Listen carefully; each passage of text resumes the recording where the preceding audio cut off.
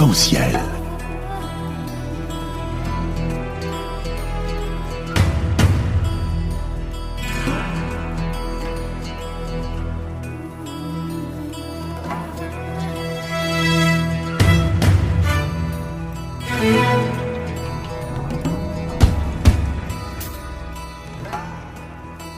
Arc-en-ciel, chaque dimanche, actualité, culture, économie, société et animation festive. Avec Abdelatif Arc-en-ciel, la chronique.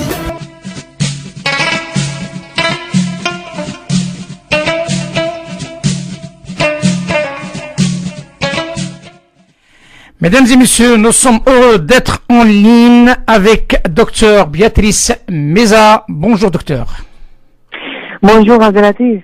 Bonjour et bienvenue dans l'émission Arc-en-ciel que vous connaissez. Merci. Heureux de t'avoir parmi nous. Il s'agit d'une géopolitologue espagnole, docteur en sciences politiques, spécialiste du Sahel, du terrorisme et du monde arabe, spécialiste aussi des relations et sécurité internationale et intelligence, sécurité internationale, Madrid, Espagne. Béatrice, je sais que ton agenda est très chargé. Ma question est directe. Tu es une personne qui suit ce dossier de l'islam et surtout on a parlé par rapport aux attentats en Espagne. Quelle proposition que vous voyez pour permettre à l'islam de vivre en paix en Europe, pas que en France, mais aussi en Europe? Bon, d'abord, il faut dire que la présence de l'islam dans les sociétés occidentales et surtout en Espagne aujourd'hui nous emmène vers une confusion totale à cause précisément du problème du terrorisme international et de la violence politique. Et malheureusement, on évoque toujours à l'islam lorsqu'il s'agit d'un attentat, d'un attaque terroriste, etc. Donc, il faut déjà séparer l'islam de la violence politique, l'islam du groupe armé djihadiste, malgré il y a toujours une base religieuse sur laquelle il s'assoit à certains mouvements, etc. Mais je pense que il faut commencer à changer le langage. Pour moi, ça c'est fondamental. Et là, on a besoin bien sûr de médias de communication. C'est un défi de la classe politique d'aujourd'hui, de la société civile, des représentants religieux, etc. Et moi, comme solution à très long terme, parce que on ne peut pas sortir d'une crise qui est très complexe parce qu'on parle de l'idéologie, et des intérêts, du pouvoir, des jeux, etc. pour pouvoir sortir d'une crise qui pour moi c'est une crise sociétale.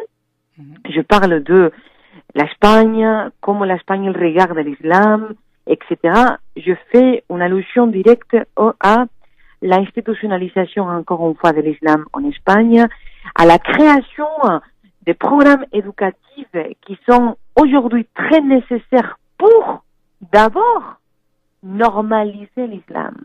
On doit déjà commencer à normaliser l'islam, à comprendre l'islam, et malgré toute notre histoire, parce que l'islam, il est présent en Espagne depuis le siècle VIII, il y a toute une culture à partager, il y a des traditions qui se partagent, malgré et que la présence de l'islam, il date depuis des siècles. Aujourd'hui, l'islam, il est très inconnu. C'est pour cela que je revendique des programmes éducatifs en Espagne et aussi, par exemple, comme une première mesure, il faut ouvrir les mosquées. Il faut ouvrir les mosquées, il faut ouvrir les mosquées à tout le monde. Il faut commencer à mettre la porte à la mosquée. C'est quelque chose que les gens ils diront pourquoi. Et oui, les mosquées sont fermées dans beaucoup de villages, dans beaucoup de villes. Il faut normaliser l'islam à travers une ouverture de la mosquée. Déjà, non?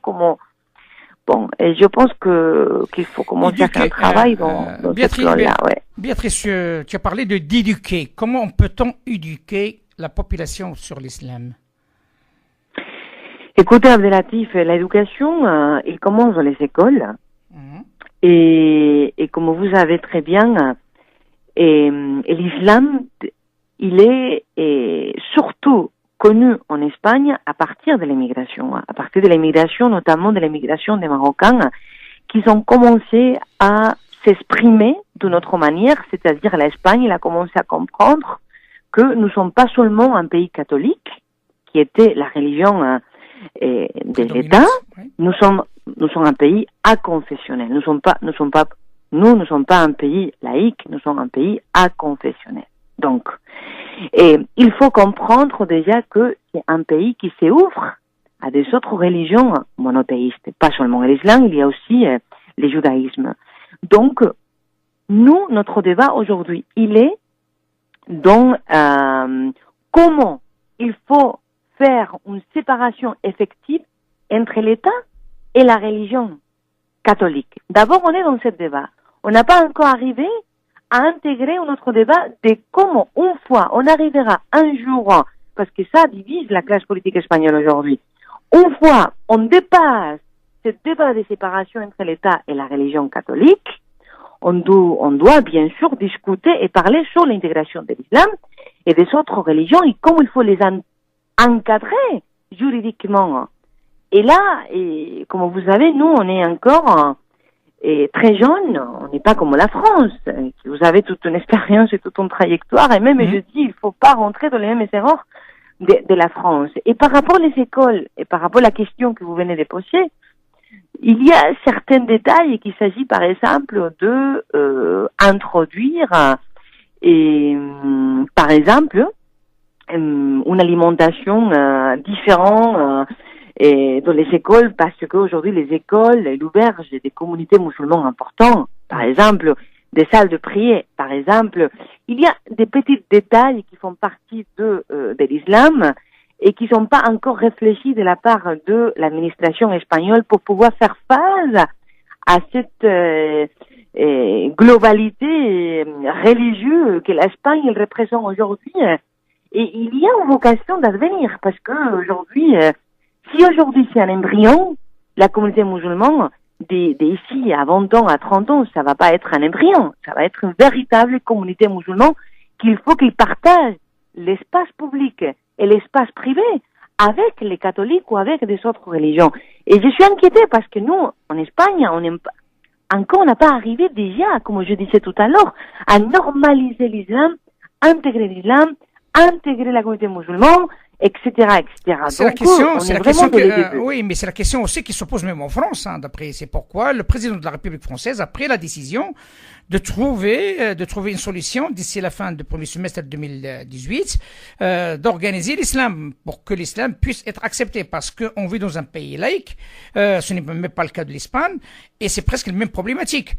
Quelque part, même si c'est un pays, voilà, même si ce n'est pas un pays laïque, l'Espagne, comme tu l'expliques, à 100%, là, on est presque dans le même problème. C'est le même problème aussi en Italie, qui est composé de deux États. Un État du pape, là, il y a un État vraiment catholique et un État laïque. Donc, le souci qui se pose, est-ce que la société dominante est prête à accepter la population musulmane au sein de la société globale? Il faut la préparer.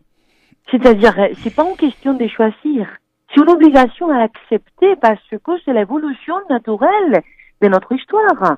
Vous avez, par exemple, la religion islamique, comme croyance religieuse, a configuré la personnalité historique de l'Espagne. Mais aujourd'hui, on ne veut pas le voir. Donc, c'est comme si on commence de nouveau à comprendre que l'islam, il était toujours présent en Espagne. Donc, la société espagnole, il faut la préparer à travers des initiatives de la classe politique pour éviter précisément des collisions des valeurs, pour éviter précisément de la violence de l'avenir et pour éviter aussi toujours des divisions, des fractures sociales. C'est pour cela que on parle de l'immigration liée toujours à l'islam parce que ils sont toujours à côté, non, un de l'autre. Et bien sûr, à côté de tout ça, il y a les médias de communication qui, à mon avis, sont fondamentaux pour pouvoir confronter un défi et qui ne s'agit pas seulement de l'Espagne, sinon de toute l'Europe. Moi, je pense que la France, il a bien échoué et je ne veux pas que mon pays, qui n'a pas même pas arrivé à les 20% de cette situation, commet les mêmes erreurs. Tu as dit que la France a bien échoué. Comment tu peux expliquer ça? Oui, la France, il a échoué dans l'intégration. Il a échoué dans l'intégration. malgré, vous avez une tradition migratoire importante, hein, qui est beaucoup plus ancienne que l'Espagne, je ne pense pas qu'on a bien arrivé à une véritable intégration. Hein. Et sinon, ça ne s'explique pas tous les actes de violence qu'on a vécu dans les dernières années et toutes les manifestations et les expressions radicaux qui se sont produits aussi dans la société européenne. Moi, je pense que toujours, il y a plus d'un acteur. Donc, il faut faire aussi toute une critique importante et il faut confronter une nouvelle réalité d'ici à l'avenir. Je pense que c'est fondamental, Abdelatif. C'est aussi un sujet qui est très compliqué. Bien sûr, très complexe, très difficile, bien entendu. Mais c'est pour cela que votre mission existe, parce qu'on a besoin de commencer à ouvrir des débats. Bah écoutez, on essaie pour le mieux de croiser les idées des uns et des autres. Parfois, c'est l'opposé, hein, mais c'est l'objectif de cette émission. C'est simplement de préparer aussi une grosse boîte à idées qui permettra d'avoir des idées qui n'ont pas qu'un seul sens, qui a un sens opposé. Et enfin, c'est avec ça qu'on peut alimenter le débat. La question qui se pose, et c'est ma dernière question, Béatrice, si tu le permets, l'Espagne a été secouée avec un attentat meurtrier de taille. Mais depuis cet attentat, on n'entend plus parler que l'islam fait la une des journaux en Espagne. C'est quoi la raison? Mais c'est ça. C'est quoi la raison? Mais c'est ça ce que je dis. Hein. C'est ça. On doit éviter de parler de l'islam que dans un moment de violence, d'attentats ou des menaces contre la communauté espagnole. Je pense que il faut parler de l'islam toute l'année. Depuis différents points de vue. Il faut normaliser l'islam à travers des émissions de radio, à travers les écoles, à travers la classe politique. Il faut parler de l'islam d'une autre façon. Il ne faut pas parler de l'islam, évoquer l'islam que dans les moments qu'il y a, par exemple, un attentat terroriste. L'Espagne, de toute manière, il a vécu toute une histoire de violences politiques à partir du terrorisme domestique. On a produit notre terrorisme national. Non? Et on a dû, c'est pour cela que je pense que déjà on a bien appris comment il faut faire face à des situations, des violences. Donc c'est l'exemple espagnol de traiter les questions de crise liées aux attentats et liées Absolument. D'accord. Absolument. Et il y avait un travail à faire dans la société civile espagnole pour éviter de diaboliser, par exemple, la population des Pays Basques. Parce que le Pays Basque, il était toujours synonyme de violence et terrorisme. Donc c'est une représentation de la menace de l'État à partir de la citoyenneté basque. Donc déjà il fallait aussi, à travers la classe politique, les profs, les historiens et tout le monde, de savoir séparer ces genres de notions. Et nous, encore une fois, on doit faire un travail énorme. Et d'abord, il faut reconnaître la religion islamique, qui est présente dans les temps historiques, avec une vocation de continuité, qui va continuer, et donc, il faut être prête. Et voilà, c'est ça, c'est que et bien sûr, déjà, vous savez, on est en train de décoloniser même notre histoire. Il y a des historiens qui sont en train de publier aujourd'hui des bouquins pour commencer à réveiller aussi la pensée espagnole, quand même. Hein, parce que l'invasion arabe, avec les forces de l'époque, il y a beaucoup d'ombre autour de notre propre histoire, et je pense qu'il faut aussi la décoloniser et expliquer notre histoire d'une façon beaucoup plus objective. On est là, Abdelatif. Merci, docteur Béatrice Misa, donc géopolitologue espagnole connue, donc et reconnue aussi sur la scène internationale. Je te souhaite une excellente fin de journée, un dimanche, et bonne continuation, Béatrice. Merci beaucoup à vous pour votre émission. À bientôt. Merci infiniment. À très bientôt. Au revoir. Merci. Au revoir. Bye.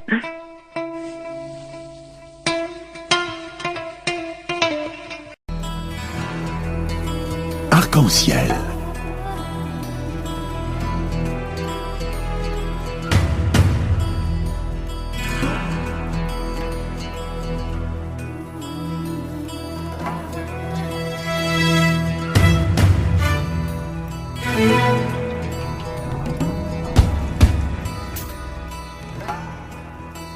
Arc-en-ciel, chaque dimanche, Actualité, culture, économie, société et animation festive.